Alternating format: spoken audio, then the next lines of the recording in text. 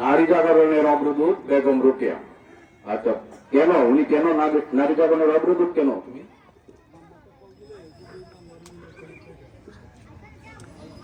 তোমার বক্তব্য একটু বলো। তুমি নারী জাগরণের অগ্রদূত রোকেয়া, কি করেছো তুমি নারী হিসেবে? তুমি দেশের নারীদের জন্য কি করেছো? কেন তোমাকে বলো বলো হচ্ছে বলো।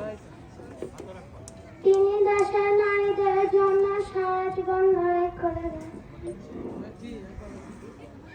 আচ্ছা, নারীদের জন্য নারী জাগরণের অগ্রদূত মানে কি? যিনি সবার আগে এসে কি নারীদের জন্য কি অনেক কি সমাজে সংসার থেকে ওনাদেরকে কি একটু সামনের কাতারে নিয়ে আসছে। হ্যাঁ, নাকি মেয়েরা নারীরা যারা আছে তাদের জন্য অনেক উন্নয়নমূলক কাজ করেছে।